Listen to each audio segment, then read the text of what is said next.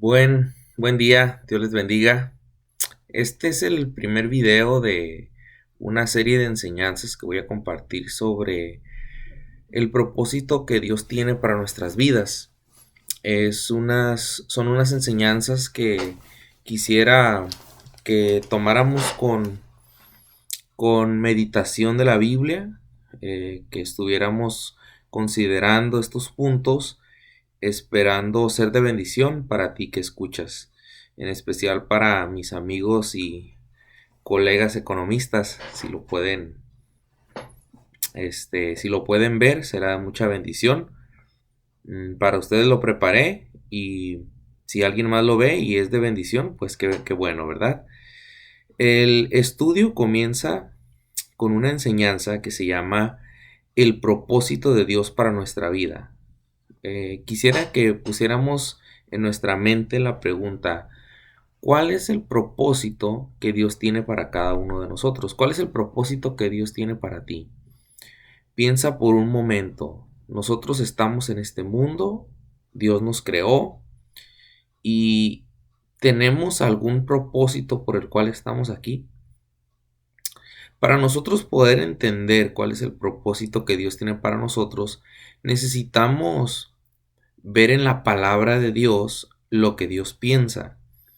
Y vamos a ir al libro de Génesis para comenzar a ver cuando Dios creó al hombre, qué cosas dice la Biblia que Dios pensó. Y eso nos van a dar un inicio. Pero es muy importante entender que el propósito de Dios o uno de los principales propósitos que Dios tiene para tu vida es que tú lo conozcas.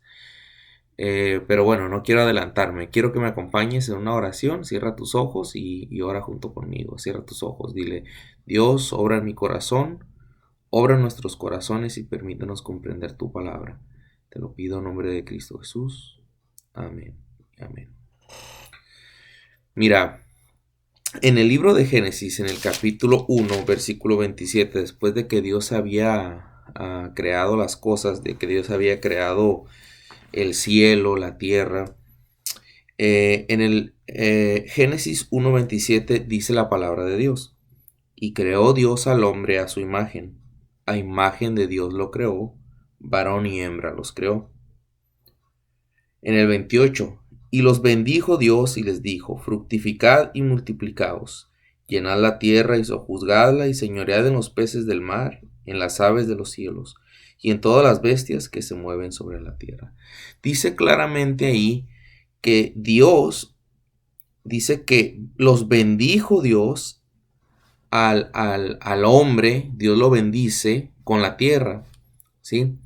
Vemos en la palabra de Dios que Dios hace la creación y después de la creación, Él considera hacer al hombre y a imagen de Él, con, con pensamientos, con inteligencia, alguien con quien Él puede tener comunión, ¿sí? Entonces Dios hace al hombre con el propósito de tener comunión con Él. Fíjate lo que dice el capítulo 3, versículo 8, cuando el hombre había caído en pecado, como Dios, antes de que llegara a preguntarle sobre qué había pasado, ¿qué dice la Biblia en el 3:8? Dice, y oyeron la voz de Jehová Dios que se paseaba en el huerto al aire del día, y el hombre y su mujer se escondieron de la presencia de Jehová. Quiere decir que Dios andaba ahí y podían oír su voz y podía el hombre tener comunión con Dios. ¿Sí? Uno de los principales propósitos para que Dios haya creado al hombre es para tener comunión con Él. Dios quiere tener comunión con nosotros, ¿sí? Por eso lo creó. El problema es que entró el pecado y el pecado nos separa de Dios, pero no es que Dios no quiere tener comunión. Vemos más adelante que Dios siempre está procurando tener comunión con el hombre de diferentes maneras. Pero bueno, el punto principal es que uno de los principales propósitos por el cual el hombre es creado es para tener comunión con Dios, ¿sí? En el Génesis 1:15 también nos habla de la palabra de Dios. En el 2:15 dice, tomó pues Jehová Dios al hombre y lo puso en el huerto de Edén para que lo labrara y lo guardase. Dice ahí que para que lo labrara, que es decir, que trabajara la tierra y que lo guardase, ¿sí? Dios le da trabajo al hombre. En el libro de Eclesiastés también nos enseña que Dios le da al hombre la facultad de disfrutar del trabajo de sus manos y que esa es su parte en la vida. El predicador, el escritor de Eclesiastés había probado de todo y él considera que parte de lo que el hombre tiene que hacer en esta vida es disfrutar del trabajo que hace. Entonces, vemos comunión con Dios, vemos trabajo, y en el Génesis 1, 27 y 28 dice para que se multipliquen. Dice, fructificad y multiplicaos, llenad la tierra y sojuzgadla. Nos habla de familia, nos habla de más gente, nos habla de relaciones humanas. Dios le interesa que nosotros tengamos familia y relaciones con otras personas. Y de hecho, Dios quiere que tengamos buenas relaciones, ¿sí? No es normal que los hombres estén solos. Los hombres necesitamos tener comunión y relaciones con otros hombres y necesitamos tener buenas relaciones, ¿sí? Entonces son parte de los propósitos de Dios. Y también dice que Dios vio que era bueno, en el versículo 29, y dijo Dios, he aquí que os he dado toda planta que da semilla, que está sobre toda la tierra, y todo árbol en que hay fruto y que da semilla, os serán para comer. En el 31, en el Génesis 1:31, y vio Dios todo lo que había hecho, y he aquí que era bueno en gran manera. Vemos en la Escritura que Dios hizo para el hombre algo bueno en gran manera, ¿sí? Dios hizo para el hombre la tierra, los animales para el hombre, las semillas, las plantas para el hombre, el sol para el hombre, todo lo que Dios creó que era bueno en gran manera, quería que el hombre lo disfrutara, ¿sí? Entonces, Dios quería que parte del propósito fuera disfrutar del trabajo de las manos del hombre y de todo lo que hizo para él, ¿sí? Dios hizo la tierra, ¿sí? Y puso las cosas para nosotros, ¿sí? Eh, Dice, he aquí os he dado toda planta, o sea, los hombres, y dice, llena la tierra, señoread en los peces. Entonces Dios quiere que disfrutemos de la tierra en la que estamos, no que nos amarguemos, ¿verdad? Entonces, la creación nos enseña un poco de los propósitos de Dios para nosotros. Tener comunión con Él, trabajar, tener relaciones humanas. Son propósitos por el cual estamos, ¿sí? No estamos nada más para estar solos y crecer y morirnos. No, tenemos el propósito de tener comunión con Dios. Tenemos el propósito de disfrutar lo que Dios nos ha dado, pues nos creó para su gloria y también nos creó para que podamos disfrutar de las cosas que Él nos pone. Ahora, la vida es a veces, cuando entra el pecado a la humanidad, entra un conflicto en el hombre, que ahora el hombre está separado de Dios. Y el hombre no puede entender las cosas de Dios porque ya el pecado mora en nuestra mente y en nuestro corazón. Entonces, el hombre ya está corrompido, el hombre está separado de Dios. El hombre, como ha pecado, ha caído y está lejos de Dios. Y el hombre necesita reconciliarse con Dios para entonces poder tener esa comunión y que Dios pueda ayudarnos a entender cuál es nuestro propósito específico de cada uno, ¿sí? Porque ciertamente todos los hombres podemos trabajar, todos los hombres, estoy hablando hombres y mujeres, todos los hombres podemos tener comunión con Dios, todos los hombres podemos tener relaciones humanas, disfrutar la tierra, pero ¿cómo yo puedo saber qué es lo que yo, Rafael, tengo que hacer? ¿Cómo tú que me estás escuchando puedes saber lo que tú tienes que hacer? Para poder saber qué tienes que hacer tú en la voluntad de Dios, primero hay que conocer esa voluntad y hay que tener comunión con Dios para poder oír su voz y poder decir, Dios quiere que yo haga esto, ¿sí? Yo nada más como introducción vemos la creación, el Génesis, como propósitos generales, ¿sí? Y uno de los principales y sobre el cual descansan todos los demás, creo yo, es la comunión con Dios, que es la que hemos perdido, ¿sí? Sobre eso van a tratarse las enseñanzas. Del propósito de Dios es conocerlo a Él. Ahora, en la vida del hombre, en el libro de Eclesiastés, el Eclesiastés es un libro que fue escrito por un hombre que disfrutó el rey Salomón. Salomón vivió, tuvo dinero, tuvo mujeres, tuvo reinos, el reino más poderoso en su tiempo. Salomón experimentó, fue el hombre más sabio sobre la tierra.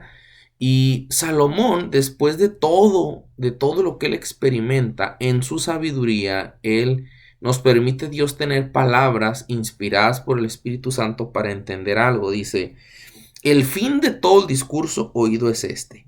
Salomón dice, después de yo indagar en mi mente cuál es el propósito de la vida, por qué estamos aquí, dice, en realidad todo es vanidad y aflicción de espíritu. Y habla de muchos temas, pero dice, al final de cuentas, ¿sí? El fin de todo discurso oído es este: teme a Dios y guarda sus mandamientos, porque eso es el todo del hombre. O sea que al final de todos los discursos de Salomón y de todas sus experiencias, de todas sus ideas, de toda su sabiduría, experimentando en el gozo, en las mujeres, en la obtención de riqueza, en la fama, en la sabiduría, en el intelecto. Dice, después de todo lo que yo he encontrado, el fin de todo discurso oído es este: teme a Dios y guarda sus mandamientos, porque eso es el todo del hombre. Concluye Salomón que el fin de todo discurso es temer a Dios. Es decir, glorificar a Dios con nuestro temor.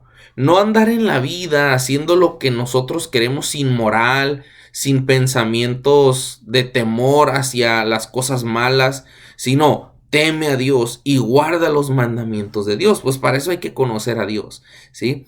En el Salmo 73, también el salmista, indagando y hablando palabras, Salmo 73, en el versículo 25, dice la palabra de Dios: ¿a quién tengo yo en los cielos sino a ti? Y fuera de mí, nada deseo en la tierra.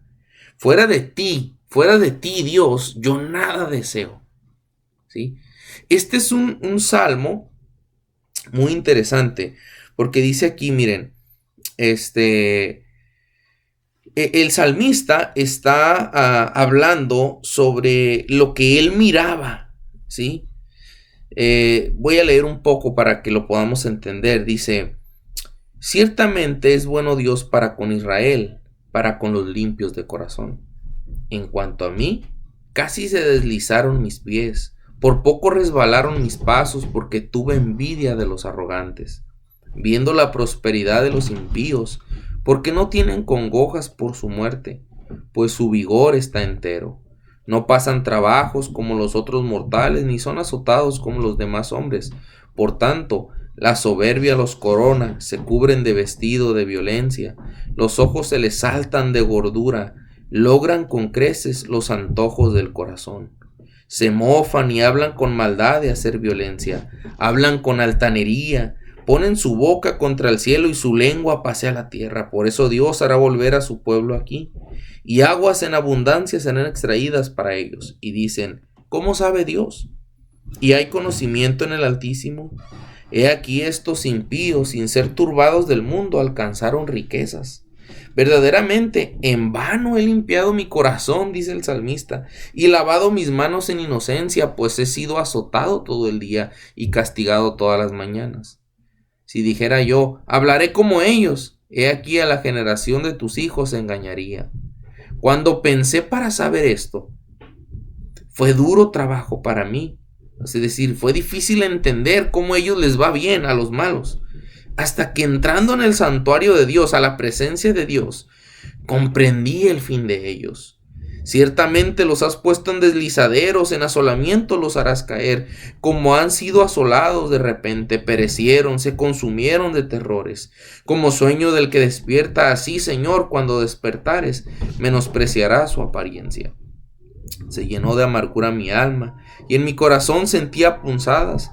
Tan torpe era yo, que no entendía, dice el salmista. Yo era torpe, yo no entendía. Yo quería ser como ellos.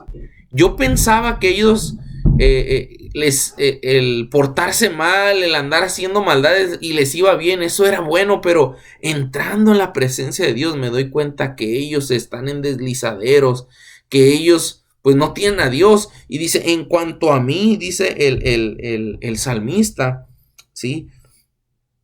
En el versículo 25 dice, ¿a quién tengo yo en los cielos sino a ti? Y fuera de ti, nada deseo en la tierra. Quiere decir que él llegó a la conclusión cuando entró a la presencia de Dios de que lo más importante en esta vida era la presencia de Dios, ¿sí?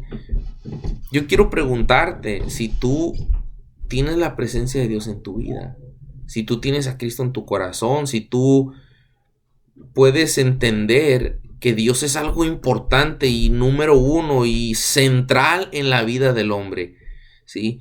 Que no es algo nada más como hobby, sino como alguien que puede guiar toda nuestra vida, ¿sí? El fin de todo discurso, después del hombre más sabio indagar en todos lados, llega a la conclusión de que temer a Dios es lo más importante y guardar sus mandamientos. El salmista mira a los malos y dice, no, yo después cuando entré a la presencia de Dios entendí que estar cerca de ti, fuera de ti nada deseo. Lo que más deseo es a ti. En Filipenses 3:9 tenemos a un hombre que entregó su vida a Dios. Era perseguidor de la iglesia, era una persona que se dedicó a perseguir al cristianismo. Después Saulo se convierte en el apóstol Pablo. Pablo, cuando se pone a compartir el evangelio, dio su vida para Cristo. Él predicaba por todas partes y él llega también a unas palabras en Filipenses 3:9. Dice, y ser hallado en él no teniendo mi propia justicia que es por la ley, sino la que es por la fe de Cristo, la justicia que es de Dios por la fe, a fin de conocerle y el poder de su resurrección. ¿Sí? Es Filipenses capítulo 3.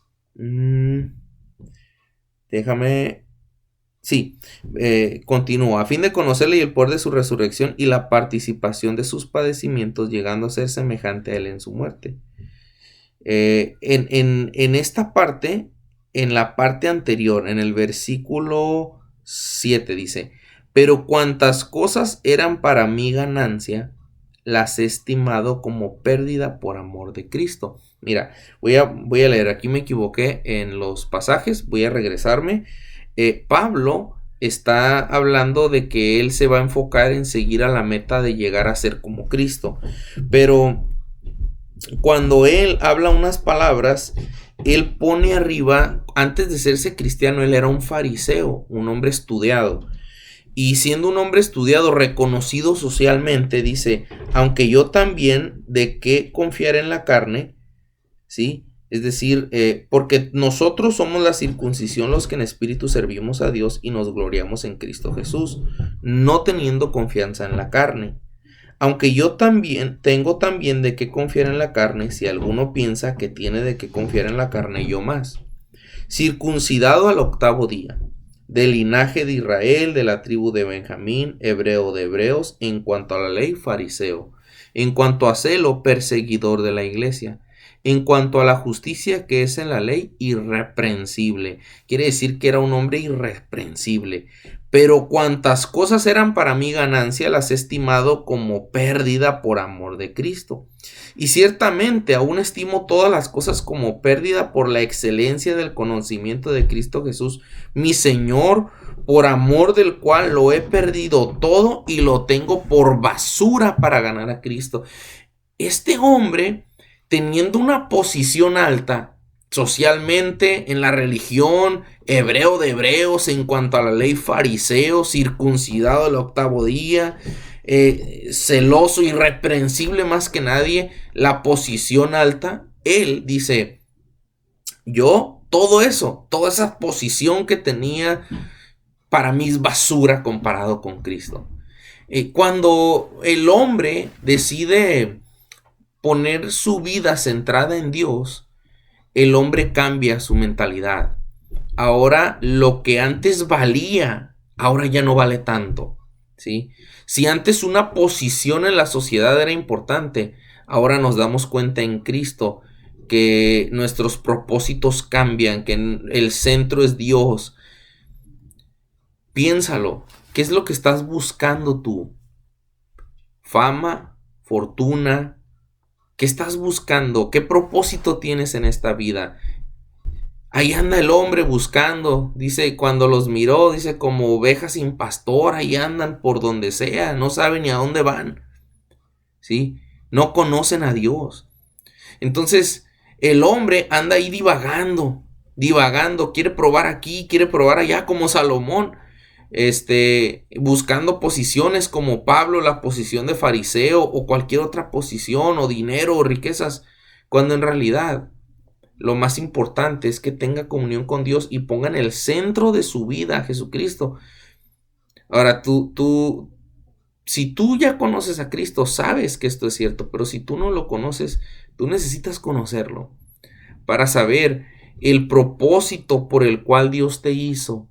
Lo vas a encontrar en Cristo, poniéndolo como centro de tu vida. Cristo dijo, el que quiera hallar su vida la perderá, pero el que pierda su vida por causa de mí la hallará. O sea que le vas a encontrar sentido a tu vida en Cristo. Fuera de Cristo no le vas a encontrar sentido. Entiende esto. Cuando entiendas esto, entonces todas tus decisiones, pensamientos y vida van a girar alrededor de la persona de Jesús y de su palabra, y le vas a hallar sentido a muchas cosas que no lo tenían antes. Sin Dios, sin Cristo, sin la Biblia, nuestra vida es hueca, es vacía, no tiene sentido, no tiene un porqué, no tiene un propósito. ¿O cuál sería? ¿Ganar dinero y morirme y que se quede todo aquí? ¿Comprar casas, comprar carros, tener negocios? ¿Cuál sería? ¿Sí? Medítalo, el centro de nuestra vida debe ser Jesucristo. ¿Cómo puedo conocer la voluntad de Dios para mi vida? Ya sé que el centro debe ser Cristo. Y vemos aquí algunos ejemplos de personajes que lo encontraron, ¿sí? Pero, ¿cómo puedo conocer yo la voluntad de Dios para mi vida? ¿Sí? Puedo decirte tres cosas para ir finalizando. Y de esas tres cosas, me voy a enfocar en la primera, pero para que tú conozcas la voluntad para tu vida, o sea, como yo pueda conocer la voluntad para Rafael y tú para tu vida, cuál es el propósito por el cual estás aquí, primeramente necesitas conocer a Dios. Primero, eso es lo primero. Después de conocerlo, se abre en tu mente algo espiritual. Ahora como que recibes una luz que viene del cielo que te ayuda a entender muchas cosas que no entendías. Ahora que ya viene Cristo a nuestra vida, que viene Dios a nuestra vida, ahora oyendo y siguiendo su voz, yo puedo encontrar el propósito que Dios tiene para mí, porque Él me va a hablar a mí, ¿sí? Cuando Él me hable a mí, yo voy a seguir su voz. Mis ovejas oyen mi voz y me siguen, ¿sí? Es lo que dijo Cristo. Y después es 1, conociéndolo, 2, oyendo su voz y siguiéndolo, y 3, creciendo y perfeccionándome en santidad. Esa es la parte del cristianismo que dura toda la vida cristiana, que dura toda nuestra vida. ¿Cómo es creciendo? No quedándome como estoy, ¿sí? Por ejemplo, si yo tengo en mi carne, en mi personalidad, en mi carácter, en mi vida, de algunas cosas que están inmaduras, necesito irlas madurando mi carácter, perfeccionándolo, mejorándome, santificándome. Esa es la palabra santificación, es purificación, es perfeccionar, es madurar, es completar la persona, hacerlo maduro, completo, ¿sí? Eso es parte de la vida, en donde esté. Si estoy en una escuela, si estoy en un trabajo, si estoy con mi familia, si estoy en donde esté, es perfeccionarme en donde esté. Ahora, Dios a cada uno le va a hablar. de manera diferente, porque somos diferentes hijos. Yo trato con un hijo diferente que con otro. Tengo 3 hijos, pues es diferente. Entonces Dios también con nosotros. Por eso primero tengo que conocerlo, ¿sí? ¿Cómo puedo conocerlo? Primero necesito saber o necesitamos entender que Dios no quiere que ninguno perezca, ¿sí? En segundo de Pedro, capítulo 3, versículo 9, ¿sí? Dice la palabra de Dios: el Señor no retarda su promesa, según algunos la tienen por tardanza, sino que es paciente para con todos, no queriendo que ninguno perezca, sino que todos procedan al arrepentimiento. Dios no quiere que ninguno perezca. Dios quiere que todos se arrepientan, ¿sí? Dios es bueno, Dios quiere que tú te arrepientas de todos tus pecados, ¿sí? Mira lo que dice Juan, capítulo 1, ¿sí? ¿Cómo puedes conocer a Dios? Primero arrepintiéndote de tus pecados y entendiendo que conocer a Jesús es conocer a Dios, ¿sí? Mira lo que dice Juan 1, 10, 9 y 10. Aquella luz verdadera que alumbra a todo hombre venía a este mundo. En el mundo estaba y el mundo por él fue hecho, pero el mundo no le conoció. A lo suyo vino y los suyos no le recibieron. Mas a todos los que le recibieron, a los que creen en su nombre, les dio potestad de ser hechos hijos de Dios, los cuales no son engendrados de sangre, ni de voluntad de carne, ni de voluntad de varón, sino de Dios. Quiere decir que para yo conocer esa luz verdadera que alumbra a todo hombre, para yo convertirme en un hijo de Dios, porque no todos son hijos de Dios. Hay hijos de Dios y hay hijos del diablo, ¿sí? Pero para convertirme, para que Él me dé potestad de convertirme en hijo de Dios, dice aquí: a todos los que le recibieron, a los que creen en Él, en su nombre les dio potestad, derecho, de ser hechos, de convertirse en hijos de Dios. Tú ya te convertiste en hijo de Dios. Así tú puedes conocerlo, convirtiéndote en hijo de Dios. Dice que son engendrados no de sangre, ni de voluntad de carne, ni de voluntad de varón, sino de Dios. Yo, con este video, yo no puedo hacer que tú conozcas a Dios. Solamente Dios, por voluntad de Él, si tú te arrepientes, Él puede salvarte. Si tú decides desde lo más profundo de tu corazón arrepentirte y conocerlo creyendo en Él. Mira lo que dice Juan 3:16. Dice Juan 3:16: porque de tal manera amó Dios al mundo, que ha dado a su Hijo unigénito, para que todo aquel que en Él cree no se pierda, mas tenga vida eterna. Quiere decir que tú puedes conocer a Dios si crees en Jesucristo, ¿sí? Dice la palabra de Dios: el que cree en el Hijo tiene vida eterna. Pero el que rehúsa creer en el Hijo no verá la vida, sino que la ira de Dios está sobre él. El que cree en el Hijo tiene vida. Voy a continuar en la lección 2, hablando sobre el nuevo nacimiento, el principal propósito de Dios. Ya aquí lo introduje, ¿sí? El nuevo nacimiento es la manera de conocer a Dios, ¿sí? Si tú quieres recibir a Cristo en tu corazón, necesitas arrepentirte de todos tus pecados y creer en Jesucristo, confiando en Él como tu único y suficiente Salvador. Es decir, no hay nada más ni nadie que te pueda salvar. Religiones no salvan, obras no salvan, bautismo no salva, solo Cristo salva. Si tú le dices: Cristo, sálvame, entra en mi corazón, guíame, Señor, quiero tener el propósito en mi vida, quiero conocerte y que tú guíes mi vida. Él puede entrar a tu corazón y darle sentido a tu vida, ¿sí? Aquella luz verdadera que alumbra a todo hombre, ¿sí? Jesucristo. Te invito a conocerlo, solamente tienes que decirle que entre a tu corazón. Voy a explicar en la segunda lección el tema del nuevo nacimiento. Por ahorita me gustaría que te quedes con esta gran verdad. El propósito para tu vida, el por qué estás en este mundo, en esta tierra, por qué naciste, por qué estás vivo, tiene que ver con Dios. Si tú permites primero conocer a Dios, si tú conoces a Dios, el creador del universo, Él toma el control de tu vida, entonces vas a encontrar el propósito, ¿sí? El que quiera hallar su vida y la anda buscando, la perderá. Pero el que pierda su vida por causa de mí, dijo Cristo, la hallará. Encontrarás lo que Dios tiene para tu vida. Yo te puedo decir por experiencia propia que dejando todo lo que este mundo ofrece y dando mi vida a Cristo, he encontrado propósito de Dios para mi vida, ¿sí? Y parte de su propósito que Él me dijo a mí, ¿sí? Es predica mi palabra y yo, con gozo lo hago. Sí, entre muchas cosas que él ha puesto para mí, para Rafael. Y así Él tiene para ti. Te invito a que medites, a que ores y acompáñame a orar para terminar. Dios, gracias. Gracias porque eres real.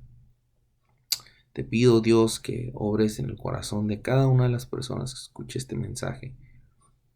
Te pido que puedan conocerte y que puedas darle sentido a sus vidas, Padre.